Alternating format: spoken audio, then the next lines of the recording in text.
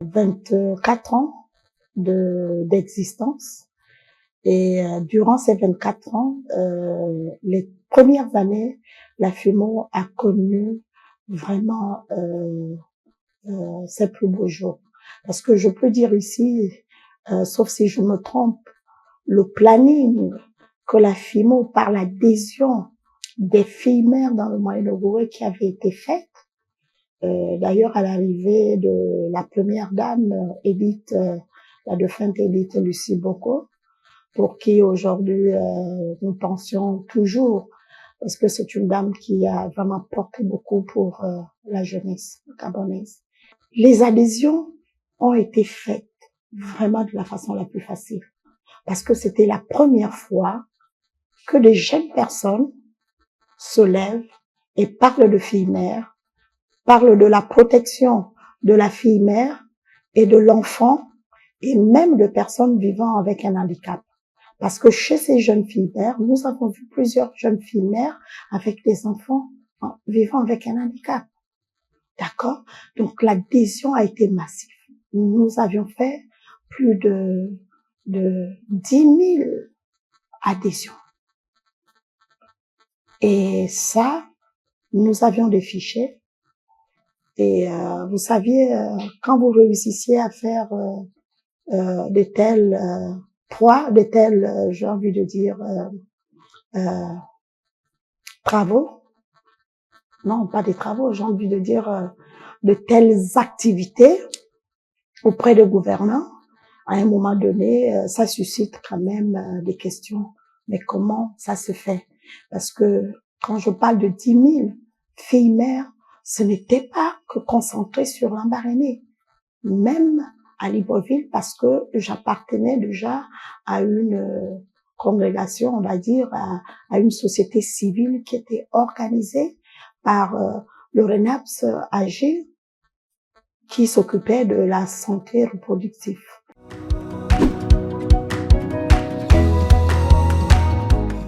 De par le passé, pour parler du planning, ça avait été un succès, un véritable succès, parce que les filles mères avaient pris, que ça venait de lycée ou de la commune, dans certaines familles, vraiment avaient changé le comportement,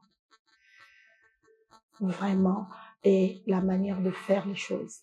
Elles avaient eu vraiment un comportement responsable, sexuellement, à tous les niveaux. Tu pouvais plus entendre parler d'une jeune fille, quelqu'un, un homme dire, mais cette jeune fille, aurait dit, mais non, il faut le préservatif.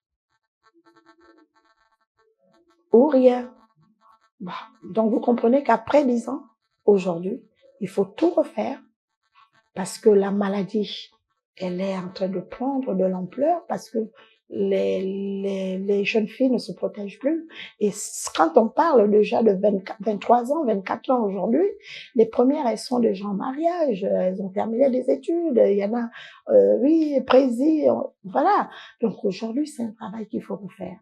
Et ce sera à partir du travail que nous sommes en train de mettre ensemble aujourd'hui qui nous donnera les prochaines approches de l'association sur le terrain. Et à ce moment, je pourrais répondre aisément et tranquillement à cette question. Donc, maintenant, si c'est pas moi, ce sera une autre présidente qui sera ce jour-là avec vous.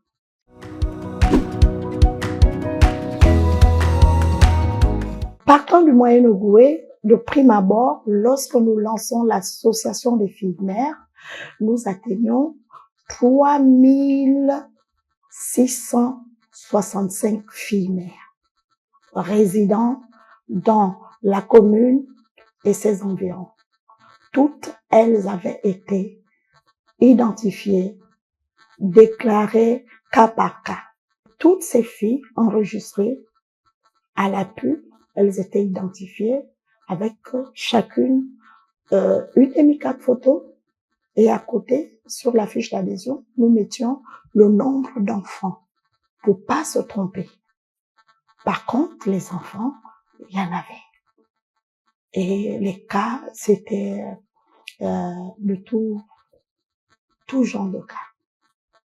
Et c'est ce qui a prévalu que dans le Moyen-Ogooué, après quand même que le public, j'ai envie de dire l'État, se rende quand même compte que cette association venait de faire quelque chose qui était bien et qui pouvait accompagner le ministère des Affaires, le ministère de la condition féminine,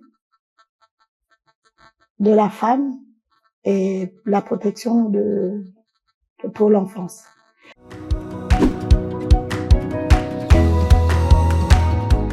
Ça n'a pas été facile, mais nous sommes y arrivés parce que nous nous sommes imposés au niveau du Moyen-Ogooué en disant, nous avons des cas, qu'est-ce qu'on fait de ces cas?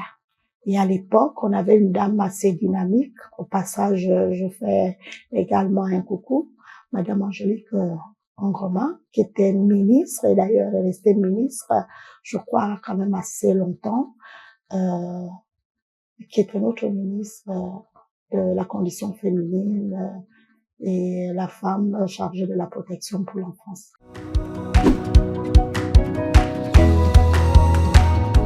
L'association de filles mères a été, je vais dire, éclatée.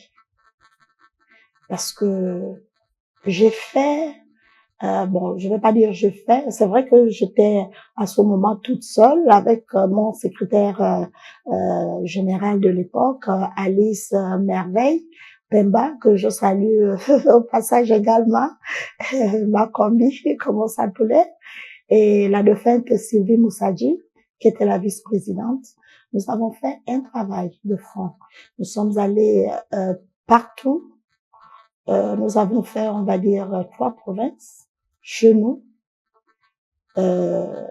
Port-Gentil et Oyem. D'accord?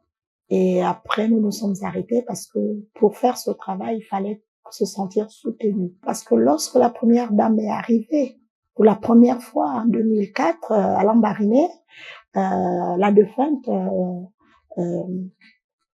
Lucie Bongo Ndimba vraiment avait apprécié l'organisation qui avait été mise en place parce que nous avions été appelés par le cabinet de la première dame pour nous demander d'être à l'aéroport et qu'elle voulait voir le nombre de filles mères dont on l'avait dit qu'il y avait dans le Moyen-Ogooué. Et nous nous sommes levées toutes comme une seule jeune fille mère. Comme ces filles mères, nous avons fait le maxi de toutes les filles qui avaient dans l'adhésion. D'autres étaient là parce que c'était la première fois qu'on devait rencontrer la première dame. Et au niveau de l'aéroport a fait en sorte que les autres autorités d'autres provinces, madame, se rendent compte que cette association était une association porteur de quelque chose. Et ça a été créé à Tchibaka, Mouila, partout, l'association des filles mères.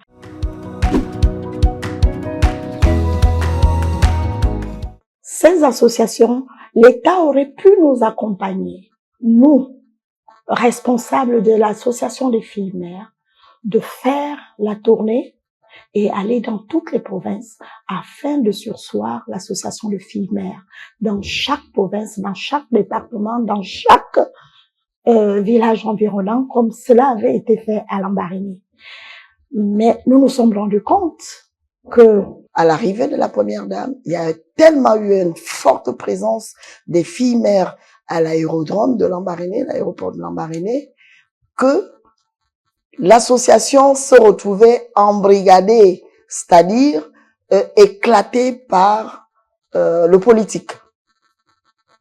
L'association a été éclatée par politique, d'où aujourd'hui, on peut retrouver dans toutes les provinces, il y a au moins 50 associations filles-mères de Mouila, filles-mères du quartier Sao-Tom, ainsi de suite. Donc vraiment, c'est aller dans dans ce méli-mélo et ça nous a freinés. Et nous sommes sentis stigmatisés après parce que on n'avait plus en fait on va dire notre plateforme réelle pour continuer à nous mouvoir. Et nous étions comme l'association dans le Moyen-Ogooué qui ne devait plus exister parce que entre parenthèses, on faisait quand même assez ombrage par rapport à certaines pensées de certains hommes, certaines personnalités politiques